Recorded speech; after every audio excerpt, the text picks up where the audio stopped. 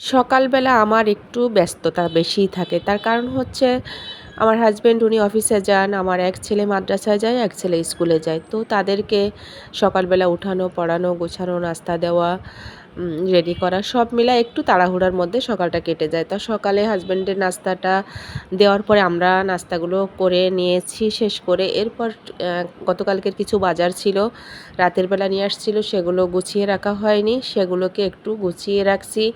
আসলে সংসারে তো কত কাজ থাকে, সেগুলোকে আর ডিটেলস ভিডিও করা যায় বা না কাউকে জানানো যায়। তো যাই হোক, সেগুলোকে মুগ ডাল ছিল, বাদাম ছিল, খেজুর ছিল, বিস্কিট ছিল, আরও অনেক কিছুই ছিল এখানে, সেগুলোকে গুছিয়ে রাখলাম। আর হচ্ছে কিছু আতপ চাল আনিয়েছিলাম পিঠা খাওয়ার জন্য, বা শীতের সময় গুঁড়ি করে ঘরে রাখলে যে কোনো সময় একটু কিছু খাওয়া যায়। তো সেগুলোকে একটু রোদে দিলাম বেলকনিতে। তারপর এগুলো ভালো করে পরিষ্কার করে চালের গুঁড়োটা তৈরি করে নিব এই জন্য।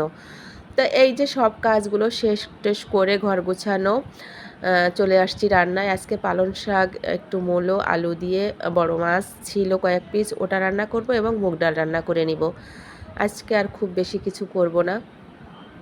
তো এই যে মুগ ডালটা একটু ভেজে নিলাম, আর একদিকে তরকারিগুলো কেটে গুছিয়ে নিয়েছি, তারপর ধুয়েও রেখেছি এই যে।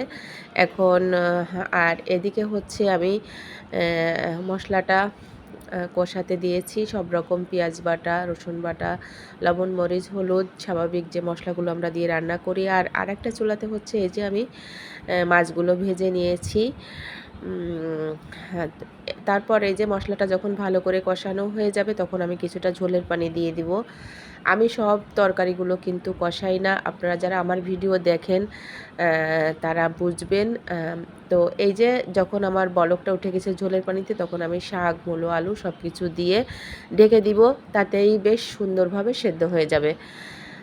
আর এদিকে আমি ডালগুলো সেদ্ধ বসিয়ে দিচ্ছি। রসুন, পেঁয়াজ, ২টা কাঁচামরিচ, লবণ, হলুদ, তেল দিয়ে।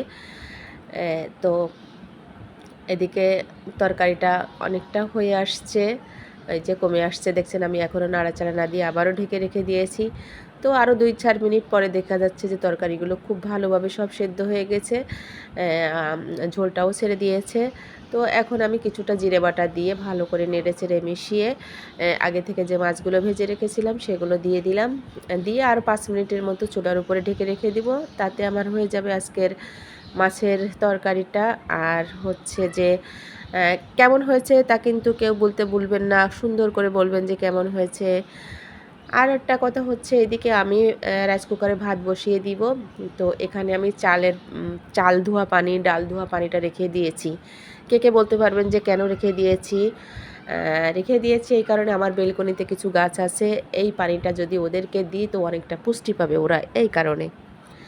তো এবার হচ্ছে এই যে ফাইনালি আমার মাছের তরকারিটা হয়ে গেছে। মাশাআল্লাহ, অনেক সুন্দর আসছে কালার, খেতেও অনেক মজা হয়েছিল। আর হচ্ছে এদিকে আমার ডালটাও হয়ে গেছে, আমি বাগার দিয়ে নিয়েছি। আর পুরো ভিডিওগুলো আর এখানে বড় করতে যাইনি, তাই শর্ট করে দিয়ে দিয়েছি।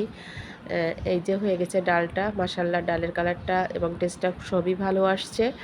তো আজকের ভিডিওটা আমি এখানেই শেষ করব, আর বড় করছি না। আল্লাহ হাফেজ, সবাই ভালো থাকবেন।